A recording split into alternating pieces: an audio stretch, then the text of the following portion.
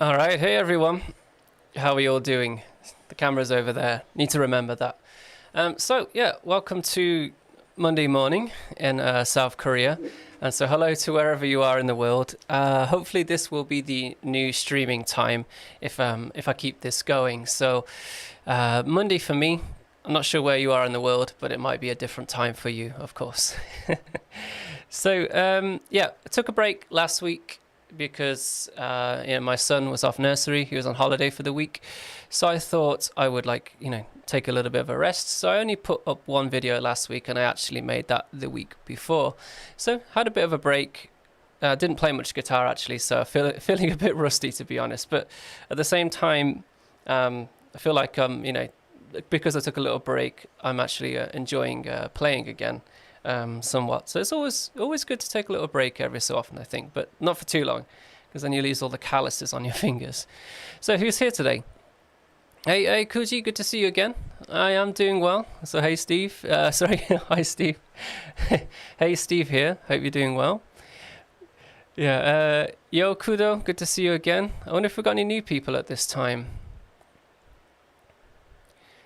Thanks, no, it sounds good. I forgot to say, actually, that's, if you're familiar with Delta Sleep, big fan of Delta Sleep, so that was like a play on the last track on the Younger Years EP. They did this lovely trick of that, like semitone, like flat kind of thing on chords. You see it all the time in their songs. It's a wonderful little trick.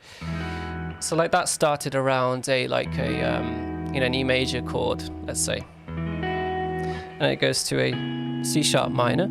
So you always say E, F, G, A, B, C. What are we on? E, F, G, A, B, C. So the sixth, yeah. And they always love to bring it down to this, like a semitone lower like that. And that's like a major 7 flat 5 chord.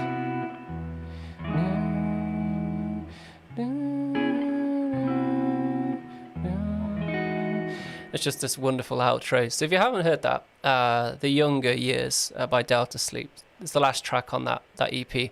It's a wonderful song. All right. So back over to the chat. It's already 2022 where I'm from. In the future there. I guess that's Japan. Hey, Chili Cap. Hey, dude. Saw you in the Standards live stream. That was pretty cool. Yeah, that was really good fun. And, kudos to, Marcus, and I forget the drummer's new name, but they did another one recently as well. And, it's really hard to play when, there's a lot of people watching you. And, I have that kind of thing right now. And, it was great to see all of the little mistakes and stuff that they made. It makes them, obviously they're practicing, they're warming up to go on a little tour and do some gigs and stuff. So that was really fun to check out. Cam, that's it. Yeah. They're really cool, right? Excellent. So did I miss anything? So yeah, I said I took a break this week. My eldest son, he's gone back to nursery. I just took him there and then come and done this live stream. So I'm off on holiday now until the end of August. So hopefully I'm just going to work on content that whole time. So hopefully there'll be some really good stuff coming for you soon. Hey Paul, good to see you. Great. So with these live streams, if you're new to them, usually at the start, I do a 10-minute kind of thing, just trying to teach something. These are kind of ideas that I think of. I haven't rehearsed them.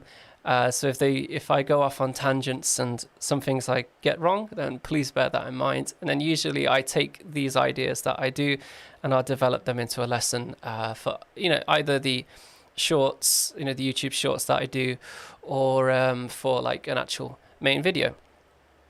So Rock Dad, yeah. Yeah, I'm pretty busy most of the time, as you can imagine. I do this full-time job and have kids. So. All right, so today's topic, very ambitious topic, the title, How to Write Math Rock Riffs. And I want you to help me out with this one today because, this is all from my perspective and my ideas, my experiences. So if you have any cool ideas that you could teach, then always throw them in the chat. You're more than welcome. Well, I encourage you to help each other out in the chat there. So I'm going to stumble my way through this. Bear with me, and hopefully some things will start to make sense for you. So to do this, we're going to take one approach today, and I'm also going to try to teach you anyway, what the difference is between like a conventional riff style melody and how a math rock style one would differ. So you might have heard terms such as like angular, syncopation, dissonant as well. These are the kind of terms that we'll look at today. So to do this, we're going to start off with a really simple riff style. Well, it's basically a melody, but we're going to make it into a riff.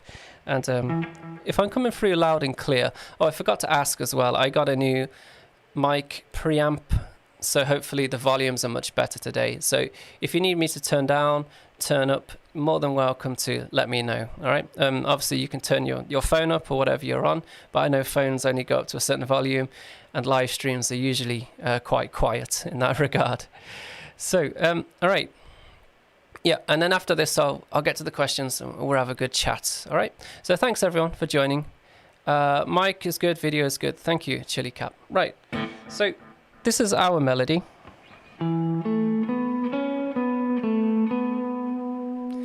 It's the first bar, the first phrase of it. So it's 4/4. So like 1 and 2 and 3, 1 and 2 and 1 and 2 and 3, 4. And this is taken from a Korean lullaby. My wife would sing it to our children. I never knew the words, so I just hummed it instead. But I thought we could take this melody, this riff melody, and try and change it into something more math orientated. So with conventional melodies like this, I believe this is an A major. Could be wrong on that. I haven't checked that. But either way, we've got this. When you write a conventional melody will stick around like the first, the third, and the fifth. The reason being because these are like chord tones. They're very strong. They're very safe. So they suit like popular styles of music. So in this one we have like the fifth, the fifth. This is going to be the first, third, and the second. So it's very comforting to listen to. Very plain. Suits being a lullaby, right?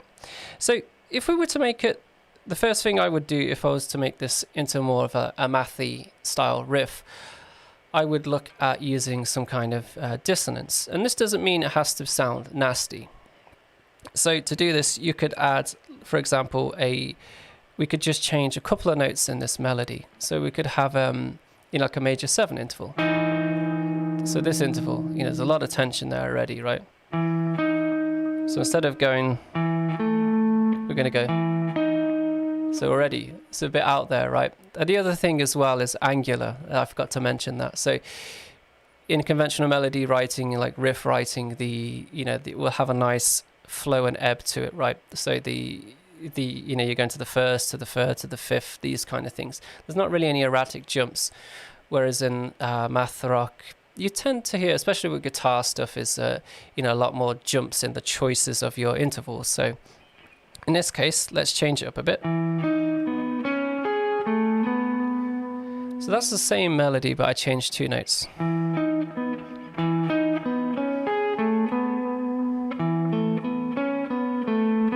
So that's the original.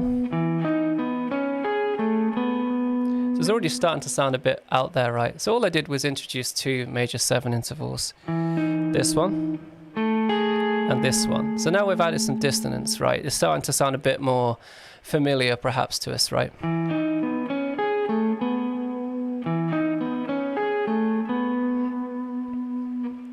And yeah, it's starting to sound more in that vein of math rock, but obviously we're just still playing straight 8th notes, right? 1 and 2 and 3 and 4, right? 1 and 2 and 3 and 4.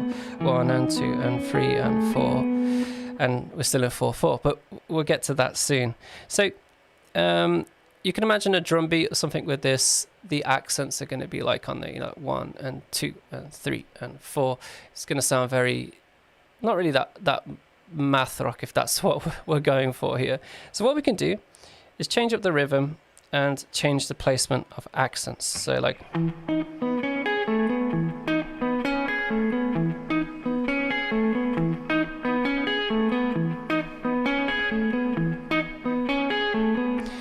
so still got the delay on, I realized. Yeah, let's take that off for now.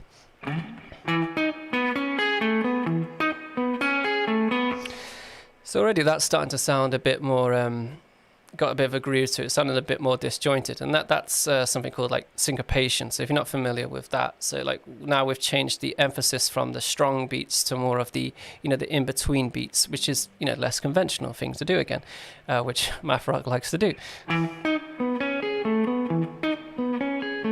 And you could really accent those notes.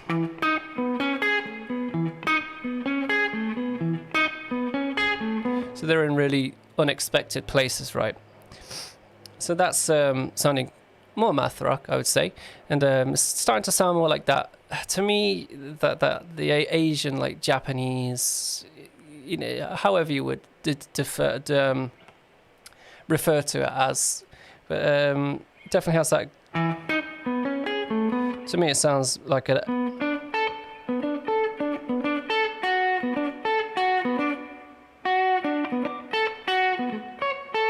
Well, like Elephant Gym kind of style, right? So there we've added some dissonance. We've made it more angular by giving it bigger spaces, right, in the choice of the notes that we're using, and then we've given it some syncopation, right? So it's starting to sound, more in that math rock vein. The last thing you could possibly do, if you want to satisfy those people that say it's not math rock because it's in 4/4, then we could extend it to make it into 5/4.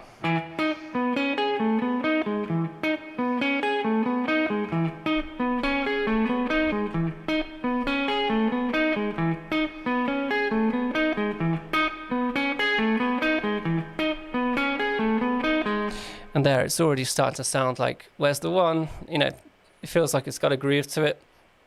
And that's as far as I got. So, So to recap, we had this at the start, right? So we took that, and we made it into that riff. So you might be wondering what the note choices are there. It's based around that A major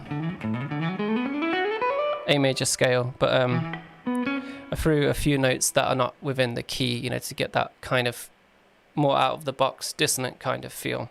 But I wouldn't worry too much about that. That's experimentation. But the things I want you to focus on there is, so have a simple riff idea, then start to think about your note choices. So the bigger gaps equals, more dissonance in most cases. Obviously, it's up to you how far, your personal taste, how far you want to adjust those kind of things, how far you want to go with that. Then then the next step would be to think of the phrasing. So make it more syncopated, put the accents in more odd kind of places. And then another thing you could do is think about the timing there. So I made it into a bar 5/4. You could even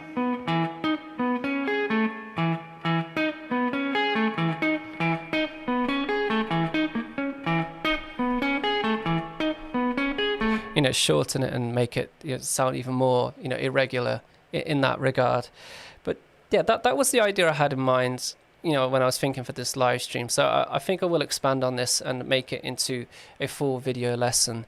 But what did you think? Was that useful for you? Did it make sense? Like always, I'd like some feedback, because I don't want, if this is just like going over your head or you feel a bit confused still, just throw those questions in the chat there.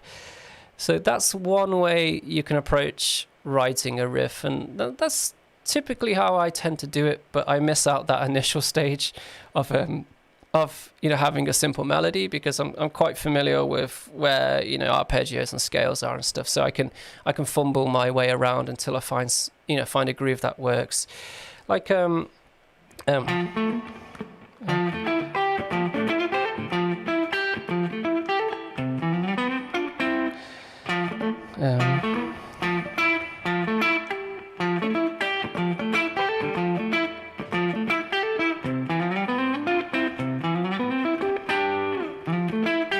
like that's all based around an F major 9 chord. So, you know, you could play that as a really simple melody, right? But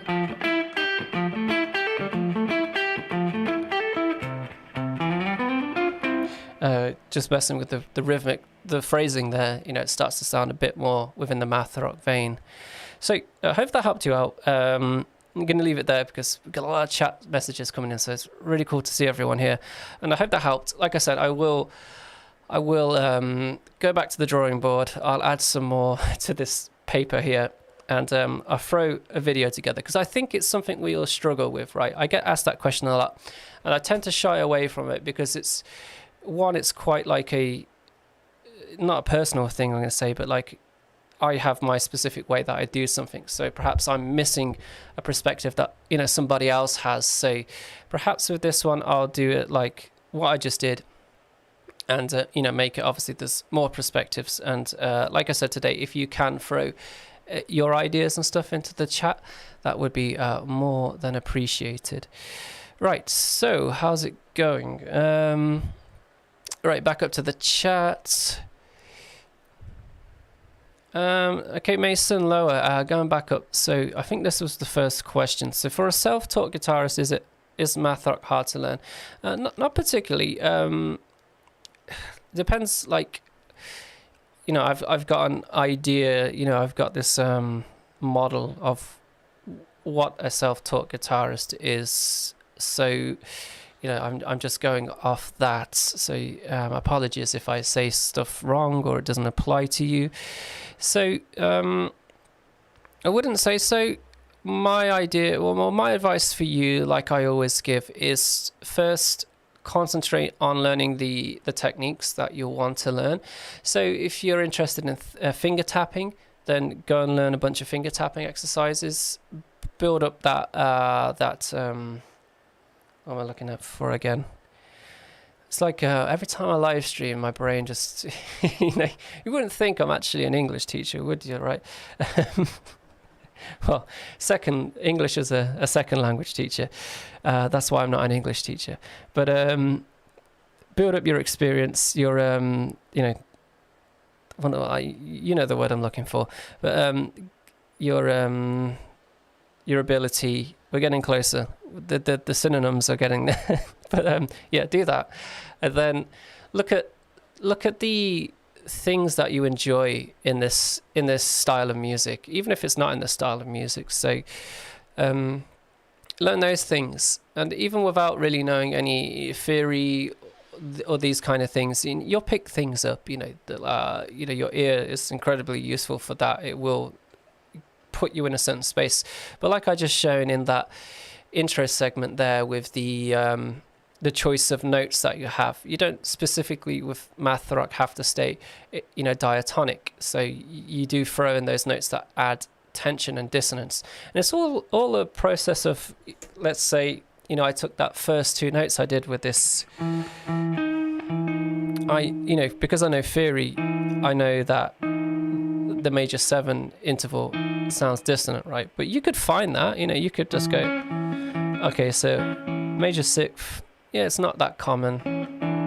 Minor 7th, that sounds alright too, right? Or major 7th's got a lot of dissonance. Then you got your octave, right? And then you got a lot of dissonance there, right? Well, you know, like stuff like plenty of dissonance there. So just fumble your way around, but you'll be fine. Okay, I hope that helps you out. But thanks for the question. Who was that again? We're going back up. Mason. Right. Chili Cap. Older version of math rock. Yeah, the thing is, another thing with like Chili Cap, I think is getting on here is I always look at math rock in like decades as well. Like, so the earlier stuff in the 90s is much more dissonant, much more distorted. Then you start to get into the go into the early 2000s. So you got heavier stuff, but you've also got the blending of math rock with like more like cleaner guitar kind of tones, and then it becomes like this emo mix with math rock, right? And then so then like what decade are we in now? 2000. In the after past 2010, then you're just starting to get loads of branch off and different styles and stuff. So it's really cool to see. So it's I think you can not easily, but you can start to define. A lot of time has passed, so it's easier to go back and look at what the earlier style bands were doing that were influential on math rock. Right. Okay, I like this one, Ricardo. A math rock riff generator. Take your favorite anime opening and jump around octaves with chord tones. Yeah, I've done that accidentally. Yeah, and then people pointed out like it sounds like this anime opener, because I don't watch anime, so it's like, oh yeah, it does. Yeah. Godzilla, it's me. Currently at work, managing my bar in the UK. Awesome. Okay. Gone on a sneaky break to watch you, Steve. One day I will be off. Awake or able to join in the lesson. Well, thanks for joining anyway. You're probably not here anymore, but really appreciate that. Okay, Son of Mine, nice. What's it? Pachuca Sunrise. Yeah, that's a really good riff. Love that riff here. The only one I really know is like my best friend always played it like.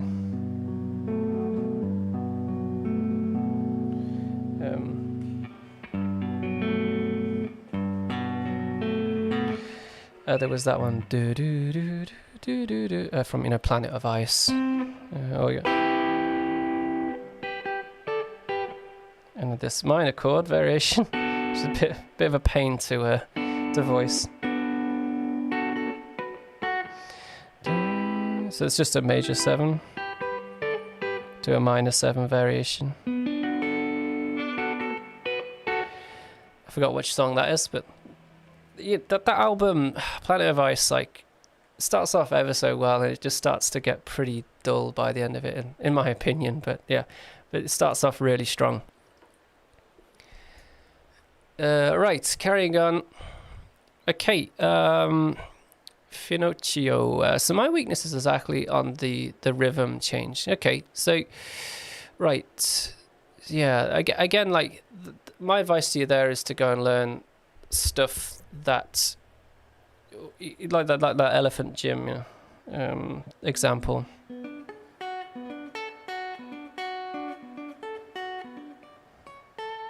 That very staccato, the syncopation to it. So like learning those kind of things, you start to pick it up into your, through osmosis, it will get into your own playing. So those kind of things will help. When it comes to odd time, I recommend learning like the conventional kind of things first. So like let's say in 5/4, the stronger pulses are on the 1 and the 1 and the 3, or you do 1 and the 4. So like 1 2 3 1 2 1 2 3 1 2 1 2 3 1 2, and you can practice it with the strumming. So like if you watch like 1 2 3 1 2 1 2 3 1 2, so you do the downstroke on each accent. Oh, you could do like 1 2 3 4 1 2 3 1 2 1, and then 1 2 1 2 3 4 1 2 1 2 3, or 1 2 1 2 3. So basically subdividing it. So 1 2 3 1 2 1 2 3 1 2. I mean that would be 5/8, but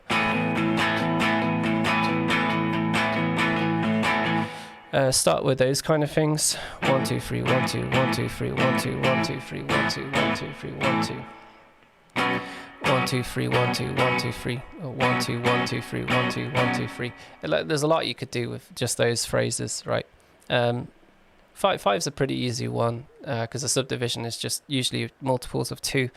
But the bigger the time signature goes, the more subdivisions you can do, for example. But you can make 4/4 sound odd as well. You depending on how you accent it, right? See, whole field to go into there. I was looking for a book, but I don't have it here right now. But yeah, oh yeah, no, it's actually here. There's this giant music notation book, but there's a good section on subdivision in here. If I can find it quickly, will we find it?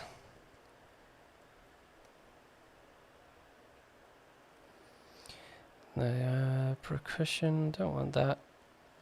It's probably rests and pauses. Note heads and stems. Key signatures. Nope. There we go. Kind of found it. So, like on this page, it starts off like giving you the subdivisions of different time signatures, so how you can divide them and count them. And then like later on, if I keep on going, tells you all about like, yeah, there we go. Like this page is really helpful. So it has like all of the different odd time signatures and yeah, sorry, it has those on just every time signature basically, and it shows you, you know, like for example, so 4/8, you could do a count of so that's going to be 2/4. So you could do a count of like 1 plus 3, like 1, 1, 2, 3, 1, 2, 3.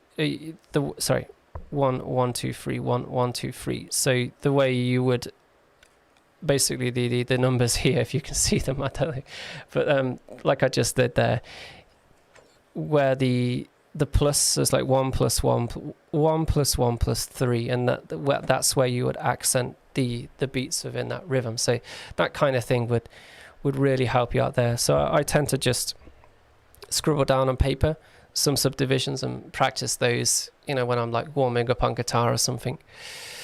Right, carrying on. Okay, hey Gabrielle, it's good to see you. Trashbot, hello. You're the best math rock YouTuber. I love this stream. Inspiring to write cool riffs. Well, thanks, Trashbot. great sign on. Yeah, thank you. Well, there's not many of us, right? Sometimes I get linked to new math rock YouTubers, and I'm like, damn, I need to up my game. So, but appreciate that. Easy says they love Elephant Jim. Excellent. Hey Herbert. I think you were here before, so it's good to see you again. If not, apologies. Right, carrying on down. Here we go. Dexterity, kudos. That was what I was looking for earlier. You know what? I can't actually play Wonderwall. I never learnt it, but I could. I guess I could work it out. Yeah, Ricardo. Being self-taught, it's not really an excuse for not knowing theory anymore. You know, there's a lot you can do by just learning, you know, the basics of theory, and you start to notice how you can use it. The more you apply it. You know, my like in my math rock guidebook, if you've done the theory section in there, like notice there's no notation at all in there. So I wanted to keep like this separate from the theory, because you don't need to know the stave at all to, you know, navigate theory. So that's what I was trying to get through. I should probably make that clearer in that section actually. But yeah, that you can know all about the keys, the chords and stuff that you can use without having to know, even looking at a stave. It does help when demonstrating things, that's for sure, but it's not necessary. Right, carrying on. Right, carrying on. Kuji, they asked, do you have any good channels to watch on math rock songwriting? And then Ricardo says there's one called Let's Talk About Math Rock. You know, I don't think there's many channels. It probably like Trevor Wong and myself, and probably not really Sleepy Dog, because I don't think he really does those kind of videos anymore. Gabrielle, this is a good question. How do you define the role of a bass player in a math rock band? It really depends on the band. Like with Mountains, I tend to write a lot of like simpler chord kind of stuff, and I have like some riffy kind of bits. But with that, you know, because I'm singing at the same time, I try and keep it, and I'm singing pretty much all the time in the song, so I try to keep it something I can strum, keep the harmony going, and then I let Ali on bass go to work. So if you listen to Mountain songs, you'll notice the bass is a lot more going on than the guitar parts. Similar to like if you listen to like Delta Sleep, there's a lot going on with the bass there, and they have two guitarists, so it's a bit different in that situation. But with the bass player, again, that depends on the context of the band, I would say. This is all my own opinions and experience, but there's more opportunity definitely to like go and play. So if I was just playing a simple chord, then the bass can fill in those those other notes that are not in the chord, especially if you like listen to different bands, because I'm thinking like listening to Toe, like the bass and that is very sparse in some of the songs, right? So it depends what the feel the song's going for as well. But I don't think there's any one way to define it, of course. I think everyone would agree with that.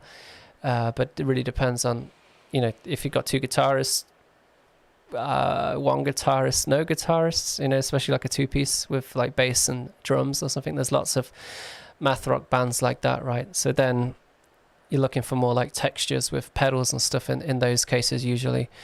Yeah, a great question. I don't have a definitive answer. I don't think many people would, but I would need more time to think about it. But thanks for the question. Okay, Fenicio, Chio, I'm going to say, yeah. I already read your name once, so I should know it by now. I haven't heard of Spool. They asked if I heard of Spool. Okay, Party Dip says the channel's a blessing. Thank you very much. Okay, so Eva, they asked, what do you think of a math rock band with a violin player? I'm a guitar player, and some of my friends in the orchestra class at my school want to start a band. Well, I'm all for that. I think that would sound really cool, to be honest. Yeah, think of it as like the new math rock, like trumpet or brass section on a song, because like this. I don't know. I guess most of us are, but I'm a sucker whenever I hear like some kind of math rock and then like a trumpet or some kind of brass instrument comes in. Like it's just wonderful. Like on our Mountains, on our Tenses release, we got I forget his name. I think it's Nick. Sorry, he came up to the studio and then he put some, I believe it's trumpet. I'm terrible with that kind of thing, apologies, but he put it on some of our songs, and it just took them to another level. It was really fantastic to hear. So currently with Mountains, Joel, the drummer, he's working on some drum tracks for our latest album. So when we get them back from him, we'll get the ball rolling and start recording, and then we're going to try and get some different instrumentation on this record. So I'm really excited about that. A great question. I think, yeah, go ahead. Experimentation. I think it'd be fun. Yeah, I'm not sure if they'll be very, in that classical. Yeah, classical musicians are great for like just being able to put stuff over anything you write. So they should be fine there. Okay. Right. Virginia, they asked, what's your opinion on chords versus arpeggiated riffs? In this case, I guess you're talking about like transcribing them. It's just about tying the notes. So how long you're holding a particular note within that chord. If you're holding this chord down like a C major 9, because that's technically an arpeggiating chords.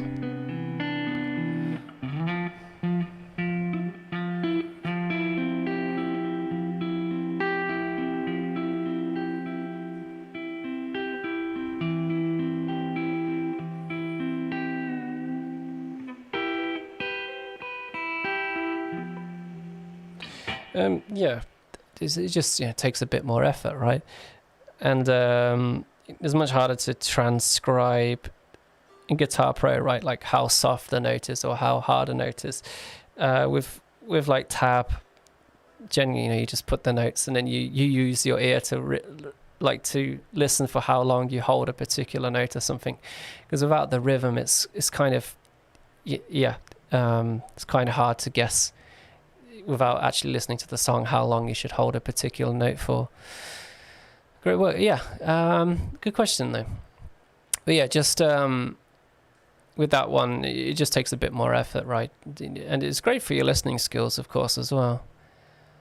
Okay, Michael, they asked, is there a place to find out more about Japanese guitar tones? I've noticed they do things very different in J-Rock, but I don't know how they're getting these tones. So it's very bright kind of tone in general.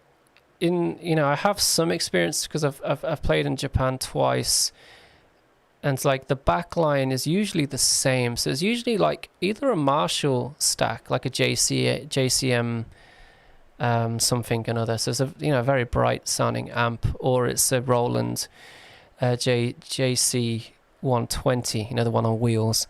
And like again, that's another bright amp. So I think that's probably part of it when you watch these bands live. In a Discord server that I have, with the Patreons, I forgot who it was, but someone asked about, Trico, about her guitar tone, because she did a video of, a playthrough of something, and they said, how did they get the tone from this? And I couldn't really work it out so much, but even on the neck pickup, like now, pretty bright, right? Almost sounds a bit too bright on the bridge pickup back here, but I'm using like a Rev D20 amplifier, and it sounds very flat on its own. So I'm running that that Noodles pedal I got before it. So for example, it's better to hear it, right? So this is on the neck at the moment. Yeah, I'll play a pick as well. So this is with the Noodles off, and this is with the settings I have on. No, there we are. So that pedal definitely helps with making stuff sound more like a kind of like a J-Rock, brighter tone. So I'd probably say like an EQ pedal if your amp's sounding quite dark. Not some gain, but not too much gain. I'm using a Tube Screamer at the moment, and a bit of reverb, and obviously some compression. I think you're like 90% of the way there then. But great question. There's not really a place to go and find that kind of thing. Yeah, but it's definitely a video that I need to make, right? I think I could do something with that. Fetty AWP. Hey there, Chief. Keep up the Lord's work. Okay, well, thank you. That's great. Hey, is it Energia?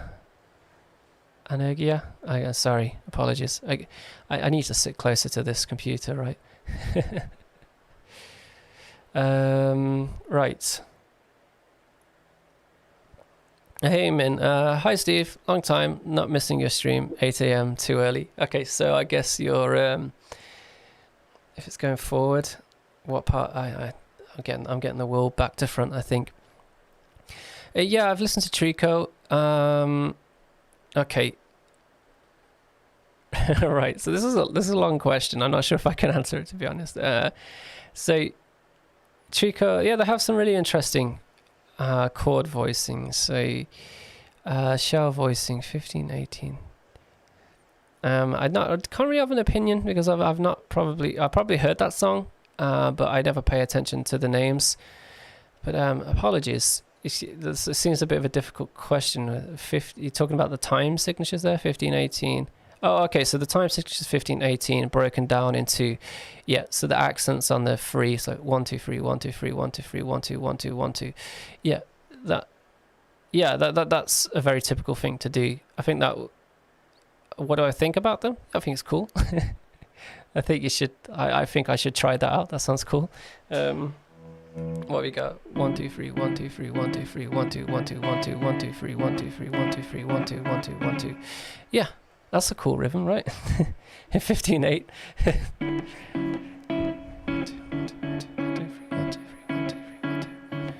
1 2 3 1 2 3 1 2 3 1 2 1 2 1 2. So it's definitely math rock, right? We're counting now. Mango, I don't live in Japan. I live across the pond in South Korea, so I'm on the same time zone though. Okay, Fenicio, love the channel, thank you. That's exactly what I needed. Excellent. Dying Matter, hi. Glad you could make it. All right, Cameron Huntley, opinion on Yvette Young Ibanez. Yeah, it's back there. I did a video about it. Really liking it. At the moment, it's in some standards tuning because I'm doing a like not top 5, but like five math rock tapping riffs. You know, you should learn, and one of those is Kale and Strawberries by standards. So I kindly asked Marcus if he could provide me with the tab just for the intro, otherwise I'd have to spend a while working it out. And yeah, so I got that in that tuning. I've got it about 50% of the speed. I'm not sure if I'll be able to get it up to 100%. It's quite difficult, but it's such a fun riff to play. If you haven't heard of standards, go and check out the song Kale and Strawberries. Really good song. It's definitely a bop, if that's a word we could use. Right. But yeah, to go back to the guitar, sorry, I off on a tangent already, aren't I? Yeah, really enjoying it so far. Like this guitar is offset, but it is top heavy, as you can see. It tends to like falling down, and I put a nasty dent in the back of it because this chair's got these plastic bits on the side, and I keep whacking it against it. So I really need to should replace this chair, but you know, they're tools. They get dinged. That's what should happen, right? All right. Is the live stream still going? Sorry, yeah. It just said I had no data for a second on this. So, yeah. And that guitar is perfectly balanced when you play it on your leg. It's got the thickness of a Telecaster, which I really enjoy. Really resonant sounding, and it's got a trem system on it as well. So that's always good fun. But yeah, if you're looking to get a Talman, I'm not sure how much they are wherever you are in the world, but they shouldn't be super expensive. So it is a great guitar if you're looking to, you know, get one. Right, carrying on. Thanks for the question though. Really appreciate that. Okay, learn the wonderful Wonderwall. There was that guy, I forget his name, on YouTube, who did like a math rock version of Wonderwall, right? So he played it like all tapping. So I thought that was pretty impressive. Okay, Lucas, even though I love music, I feel like learning theory is so tedious after a while. Yeah, well, that one, Lucas, like, try to learn it like along with like something you're playing to make it a bit more interesting. So if you're familiar with like key, so you know you have 7 chords that you can possibly use. Chords 1, 4, and 5 are major, 2, 3, and 6 are minor, and the 7th is you know, a diminished chord there. So, and then each of those chords has a function in, you know, conventional popular musical harmony. So we say like the 1st, the 3rd, and the 6th are like tonic style chords because they contain similar notes, so they sound very stable. And then you have predominant chords, so these become before a dominant chord most of the time. So that's your 4 and your 2. They sound like they're leading somewhere in a sense. And then the dominant, you can use the, you know, the 5th, seeing like a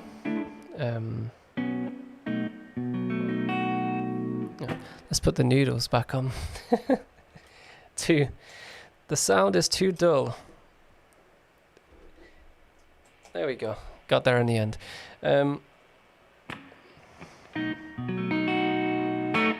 Your dominant chord, that, or the, you know, the diminished 7th there. Because they sound like they need to be resolved, right? So let's say we're in a key of E major. So that's our tonic, right?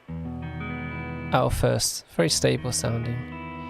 And then if we would go up to the A, which is going to be the 4th, we could come back to the 1st again, go back to the 4th, and then we could bring in that 5th for some tension.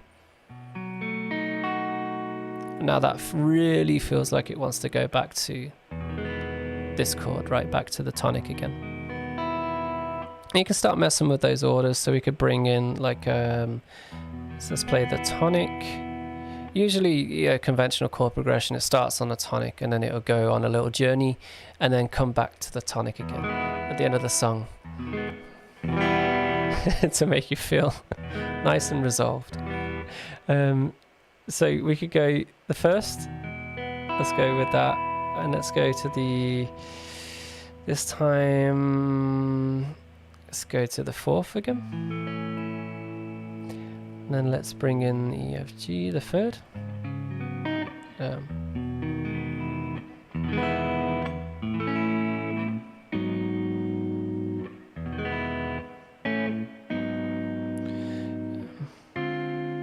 Whoops. So even just like simply going like a to an E to an A, and then back to an A. We could go like, bring in the second.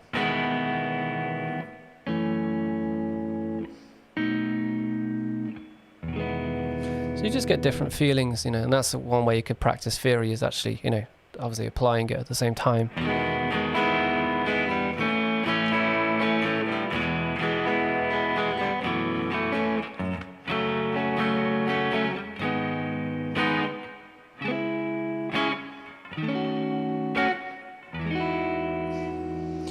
And learning a bunch of like really conventional chord progressions would help out as well, and then you can start messing around with those kind of chord progressions. They do crop up, of course, in math rock. I use a lot of them as well, but the chord choice tends to be a bit different.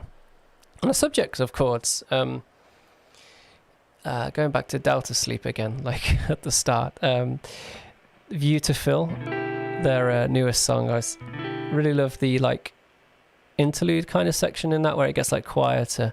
So I was working out what chords were used there. So you got the I'd have to tab these out because they're a bit hard to explain, but that's the first one.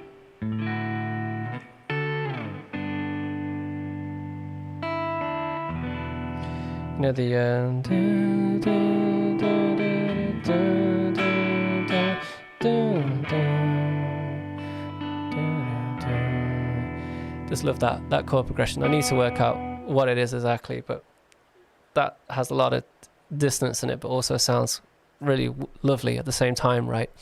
Gone on a massive tangent there, but hope there was something in there for you to help you out.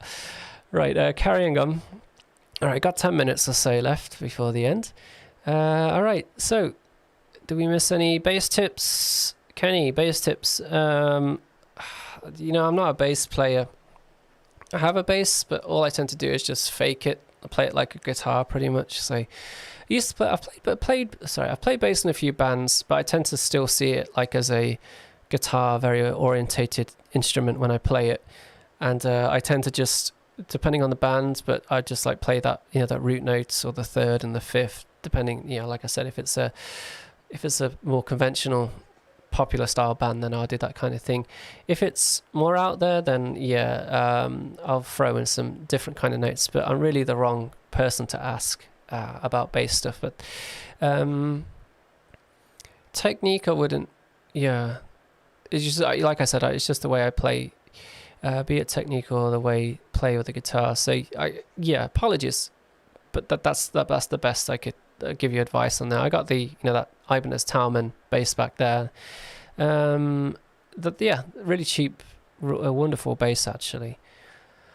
Okay, carrying on. Proto Dodo. Hey Steve, do you have any suggestions for other Midwest emo math rock tunings? I feel like I've played with DAEC sharp E and FACG C E. It should be C sharp. I think it's just C to death at this point. That's what kind of led me to like do those videos where I play in a different tuning. On my channel, there should be a playlist on my channel page where I'd like play in different tunings, so you could perhaps go and check some of those out. Can't remember them off the top of my head, but they're all based around open chord voicings. My recommendation is those two variations there are both major. Like the first one is like a D add kind of chord, and the second one is like an F major something another, right? So I recommend trying probably a minor tuning. You'll get a very different feeling with that. Or what else was I going to say as well? Try looking at other bands as well, like TTNG. So many different tunings. Like I haven't even analyzed some of those tunings, what they are exactly, but that's always wonderful.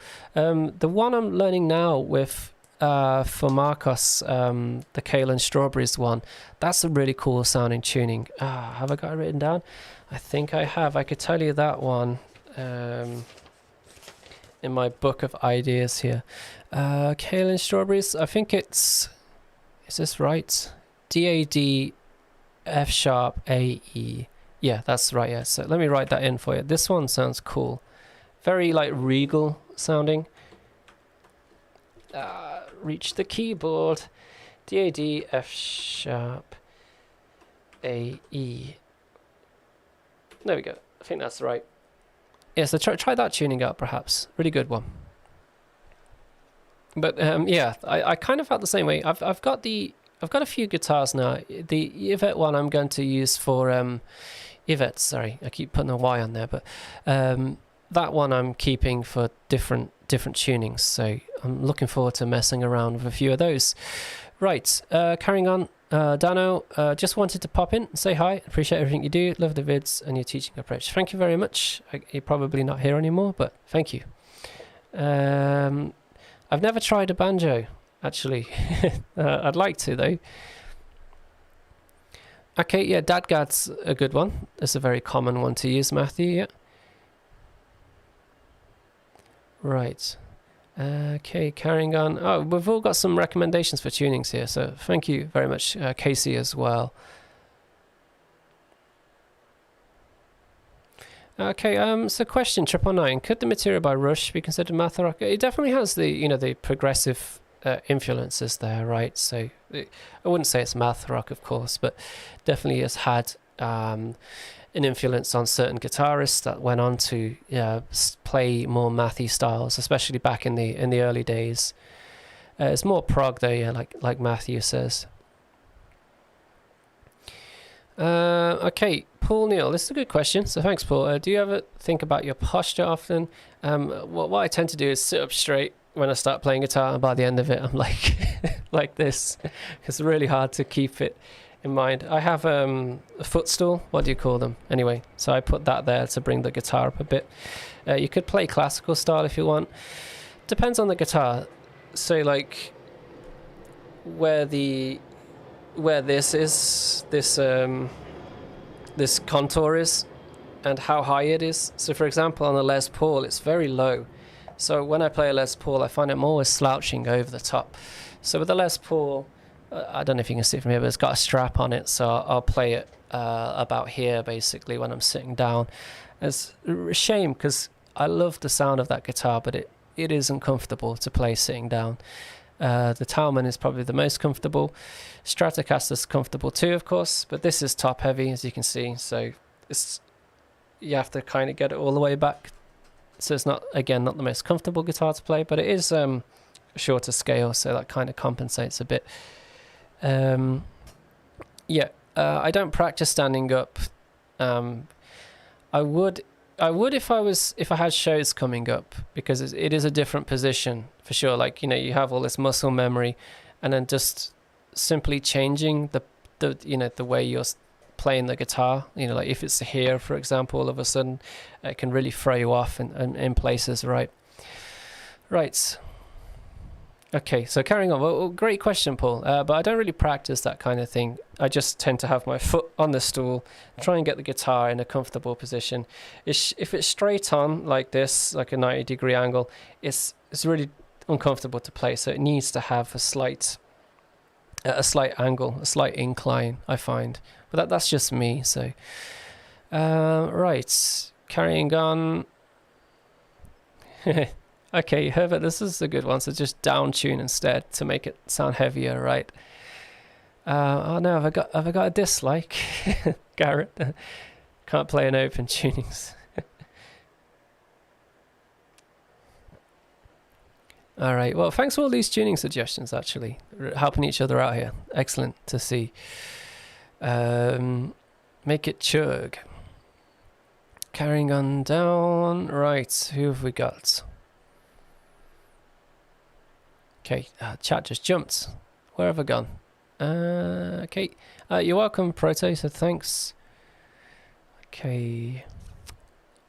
Carrying on. So yeah, some J-Rock tutorials. Yeah, there's something I wanted to do for a while, is probably like put together 4 or 5 J-Rock bands and analyze them a bit. These things take a lot of time to do, and look at the similarities in the things that they're doing, and try to make some kind of sense of it. Yeah, I think I'll definitely do something like that in the future. Okay. Okay, Ricardo, so they asked again, how much of a feel difference do you notice when switching from Mustang to other guitars? This is different scale length. It has become like a little of an issue sometimes when I'm playing up high, but this thing is like really, really easy to play. It's like a modern C neck. So this is the thinnest neck I have on any of my guitars. The frets are jumbo, the same on my Telecaster, because this is the Performer series, that one's the Special series, but they have pretty much identical specs in most cases. The neck on the Telecaster is thicker, but same fret wire, so it doesn't really feel that different when I jump between the two. The Yvette and the Les Paul have pretty much identical frets on those, so kind of like narrow, tall frets. So it does take a little while when I start playing to adjust to them, but they feel fine as well. And yeah, that's all the guitars I have, right? So those two are quite similar. This Mustang and the Fender, the Tele, are quite similar in that regard. But I don't ever find it much trouble switching between two. For me, it's always the sound. Like I had lots of Telecasters, but I felt like I've just got the same pickup configuration. They all sound very similar, though they are nice to play. I didn't really see the point of having that. So with this sounds like kind of stratty, but just having the 2 pickups in it. The Yvette is now going to be the Strat kind of sounds I get from that. Sounds lovely on the neck pickup. Not so much a fan of every other position. And Les Paul obviously is humbuckers in that one. And a wonderful thing about this Rev D20 is you can have like 6 switchable settings on the front of the amp, so I've tailored them all to each guitar. So like number 1 is the Telecaster sound, and then like I can't remember what 2 was, I need to do that one again, but 3 is like I use for Mustang and for the Yvette, and then like 4 is for the Les Paul. So that's how I'd go about that. And because the Les Paul has more output because of the humbuckers, then on that setting the volume is lower as well, so there's not that problem of like you set an amplifier, you plug single coils into it, then you plug a guitar humbuckers in, and it's suddenly like overdriving the sound. So I've managed to avoid that, so that amp's really good for that kind of thing. Again, thanks for the question. Right, so John, what string gauges do you prefer for FA, C, G, C, E? I just use whatever I've got on the guitar, but if you're really serious about it, if you're going to keep that guitar in a particular tuning for a long time, then I would look at changing the string gauge. Basically, if you're tuning the string up higher, you want to use a thinner gauge. If you're tuning the string down, you want to use a thicker gauge of string. That's how it works with that one usually. But it means you need to buy a lot of individual strings, right? And if you're just buying, I would recommend coated ones as well, because if you're going to buy a lot of individual strings, then it's going to be a pain when it comes to change them again, right? Having to buy them all again. So if you use coated strings, then they're going to last a bit longer. Like I've put elixirs. I usually use the D'Addario's, whatever the basic ones are those, but because it's hot and humid in summer, I play the guitar once and then I come back the next day, even after cleaning it with a cloth, still gone rusty. So now I've gone back to elixirs just for the summer. All right. Okay. Okay. So, more related to gear, what do you think about cheap teles like GBS Pro, Tajima? I've never really tried any of them, but I can imagine they're just fine. If you're going to get that kind of sound, Pax, hey man, they said, hey man, I love the channel and the book. Well, thank you very much. Just wanted to ask how important is knowing the circle of fifths for math rock. Well, that one's just going to help you out in general. Obviously, it helps you navigate where particular chords are on the fretboard, but I wouldn't get too bogged down with it. My approach to that is usually like I'll spend a session on it and then I'll learn something else the next day. Otherwise it's just you lose motivation really quickly. So it's always good to mix it up. So practice different things every day, or if you're very serious about it, perhaps like 2 or 3 days in a row. Okay,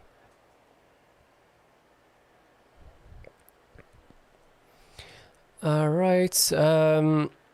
Okay, so ZMA Neves, hey Steve, they said, hey Steve, can you give us your thoughts on the most recent Delta Sleep song? Well, I played that chord progression. I can't remember if it was before you put this question or after. Really like it. View to Fill has a really a lot of really cool rhythmic phrases in that song. I just really like you know me. I really like Delta Sleep. So have you watched the live session for the other song? I forgot what it's called now. This one.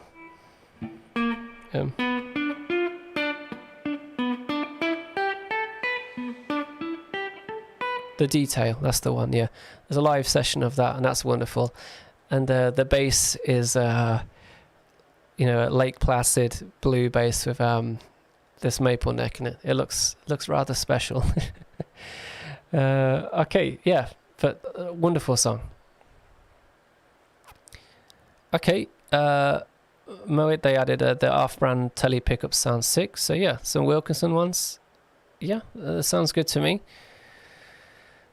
Single coil. So Michael, do you have any opinion on non-single coil tele for math rock? Okay, I have thought about getting a T-Star guitar with P90s.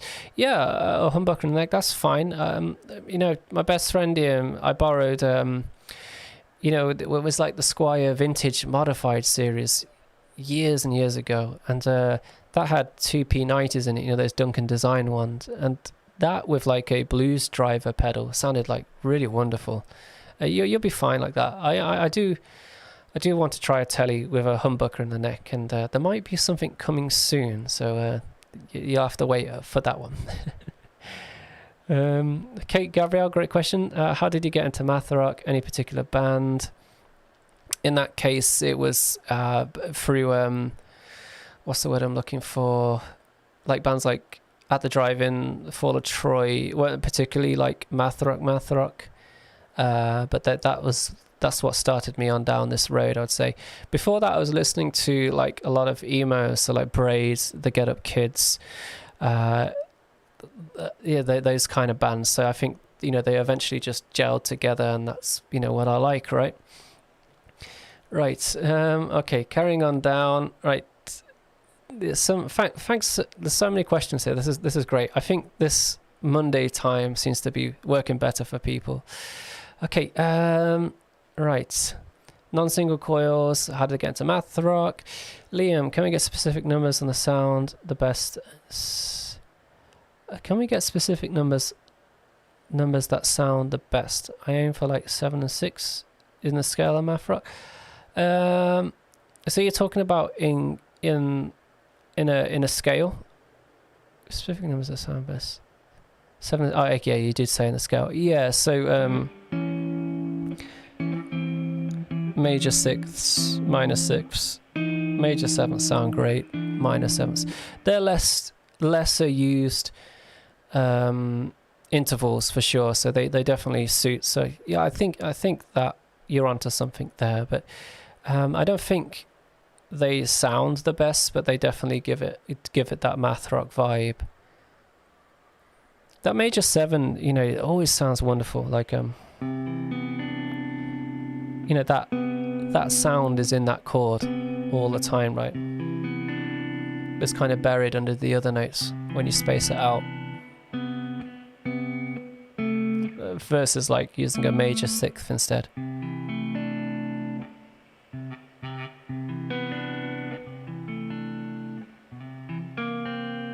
Yeah.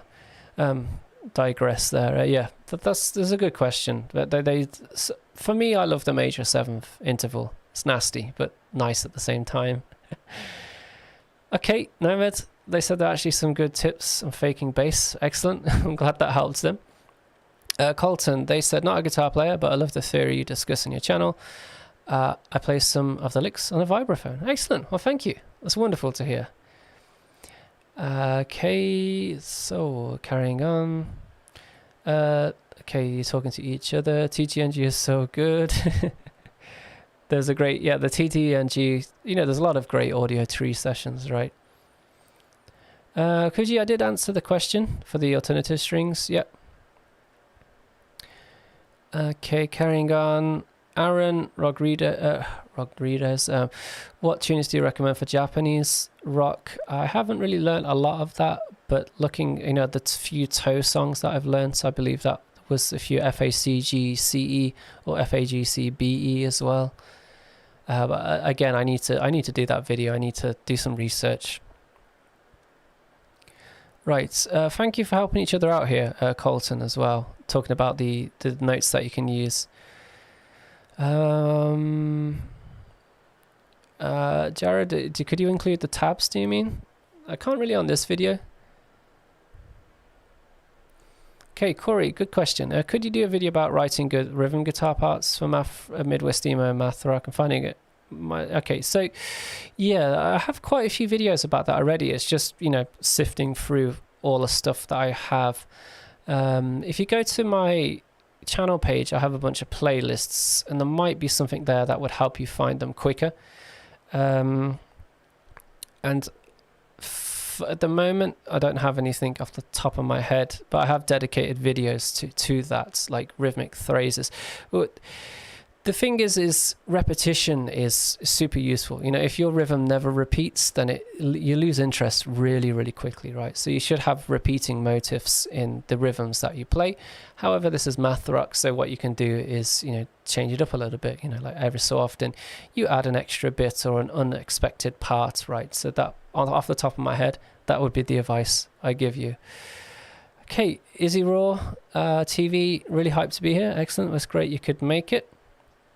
No problem, Pax. Okay. Okay, Lamb. Hey, Steve. Got any recommendations on other resources for learning, practicing math rock? Not particularly. Other than just like learning other bands' music. I'm not sure if Trevor Wong has anything out on that regard, but you could check that out. If anyone else has got any recommendations, but there's not really any like literature, like written material on it really.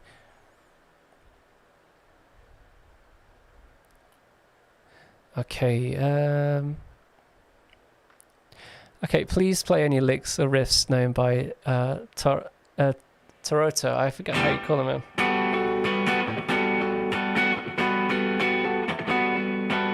I just know that, and then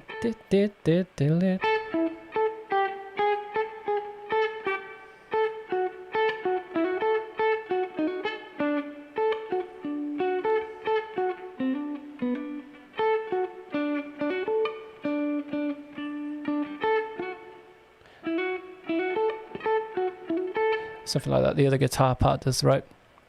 I love that band, by the way, but I've never really learned anything by them. But cool stuff. Okay, yeah, I'm gonna have to wrap this up. I need to get going. All right, but this is really good. So it always tends to be like right now, more people come. I need to start live streaming later, maybe. Okay, so I'm gonna have to skip a few questions and just look for what I'm looking for. So apologies, anyone. Kate. Dania, hi Steve. How can I learn to make more dissonant sounding chords? Implementing dissonance into songs. So that was the beginning of this video. I spoke a little bit about introducing dissonance into melodies and into riffs. You want to look at the particular intervals you're looking for in a chord. So the flat fifth, the major seventh, these are going to introduce dissonance into your chord shapes. Like so like straight, let's say minor versus you know, minor 7, flat 5.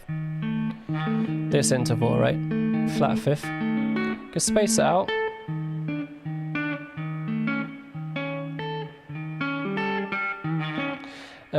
Major 7th is the other one.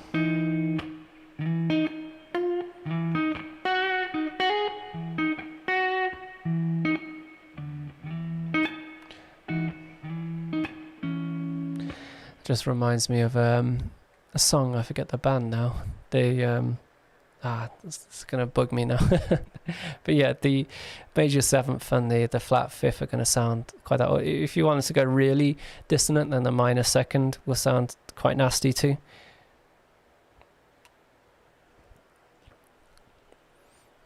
Yeah, right. Yeah, if you haven't already, like, check out, if you haven't heard Trevor Wong, his channel's really good too, so go and check that out. Right. Carrying on. Okay, so Corey Max, every non-conventional main chord I've learnt from you or your channel is still a chord progression series. Okay, I guess what I mean is finding melodies for lyrics. Okay, well, for me, with like math rock bands that have lyrics, they tend to follow the like conventional pop style of writing melodies.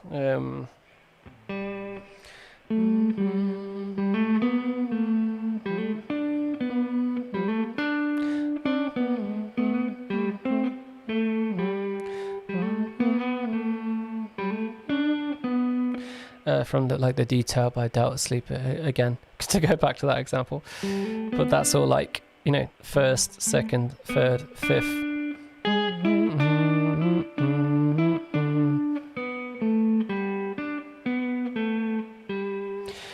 Yeah, so like you don't really hear like that, more of that angular kind of melodies with vocals, because it's not that pleasing to listen to, in my opinion, with vocals. If someone's like, you know,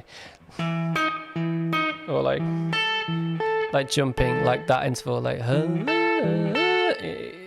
with guitar it works, but not so much with vocals. And most math rock is instrumental in most, in like, if you're looking at mathy kind of music. So yeah, that kind of thing works great for guitar. But my advice for you for melodies, for lyrics, is just to look at the conventional ways of writing, looking at chord tones, the 1st, 3rd and 5th, and then the notes that you can transition smoothly in between. So using like the 2nd, the 4th doesn't sound all that good, but these are things to experiment with. Carrying on again. I'm sorry, I'm going to skip some questions because I got to wrap things up. So okay, right, going down. Okay, Delta Sleep, Shane. Yeah, Chevalier Bulto, isn't it? Yeah, that's the song, right? The Totaro one. Diminished Seventh, not really that much in math rock. They have that kind of like, you know, the I would include them in sometimes. It's a lovely way to resolve to the, you know, back to the tonic. But if you listen to a lot of like classical or like, you know, Disney songs, there's always that like swell up, and then there's suddenly this like really, you know, like odd sounding chord, and it will resolve back to the tonic again. So that's where it tends to be used. But perhaps like Shane says, just noodle around until it works. Yeah, that's part of it, but knowing theory will help you.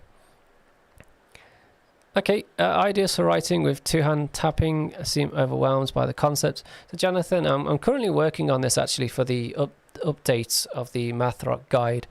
So like I've alluded to this in other live streams, but there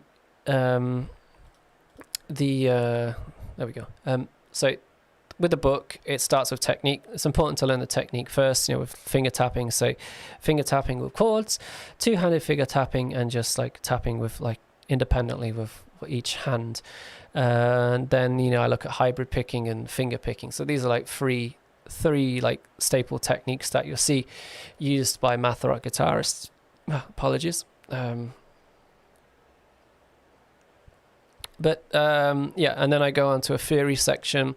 Starts with like teaching you, like what like keys, and then going on to chords. And then I have another section which is looking at mastering the neck. So this is starting to learn where the notes are on the neck, and then learning arpeggios. This is where the circle of fifths comes in handy. And then after this, I'm going on to writing with each technique. So how to approach writing with finger tapping. And this is obviously very difficult. A lot of books you've probably come across, if you've had any experience with guitar style books, they teach you the technique like I did, then they'll show you tools that you can use, so arpeggio shapes and stuff, and then they never really teach you how to actually use them or apply them in music, musically. So that's really incredibly hard to do. So I'm trying to break that boundary and with the book, and it's taken a lot longer than I expected because there's so many ways you could approach it. But one way I could recommend straight away is to look at it arpeggio based, so based stuff around chords, like there's a video I did where I did drop triads, like this one, like a major triad there, little out of tune, apologies, that one. So I would bass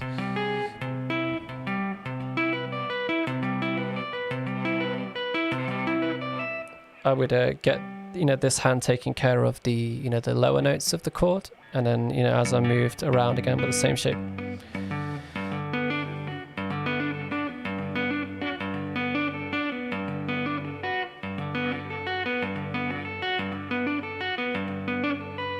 And then come into the minor. Yeah, I'm a bit rusty, but that's one way you could look at it, is like a piano, one hand is taking care of the lower notes and the other one's playing more of the melody. That would be one of the biggest approaches with two-handed tapping. So that might help you out a little bit there. Okay. Kuji is, it works great for guitar but not so much for vocals, right? Hey, Kriwi, I love the content, thank you very much. Right. Okay. All right, Shane's got to go. Thanks, Shane. Thanks for all the questions. If you had, no, I'm thinking of somebody else, but appreciate you joining. Okay, right. Division Donna's my phone is overheating, so gotta go. So see you, guy. All right. Like a piano. All right, I got to wrap this up. I need to get going. All right, so thanks for joining everyone today. Thanks for all the wonderful questions. I hope I managed to help you out. If you joined late, at the start of this video, I did like about 10 minutes looking at how to write math rock riffs. So I had a little section on that. So if you want to go back there, you can check it out. However, I will take this idea and I'm going to develop it into a full video for you. Right. So thanks for joining today, everyone. Yeah, excellent. So next Monday should be the same time. So 10 a.m. Korean Standard Time. So whatever time that is in the world for you. But, YouTube does that for you so you can see when. All right. Annyeong. All right. Thanks, everyone. Take it easy. Have a great week. Yeah. And I'll see you again next time. Should be a video either midweek or the end of this week. Depends on how on it I am this week. Appreciate you joining. See you, everyone. Bye-bye.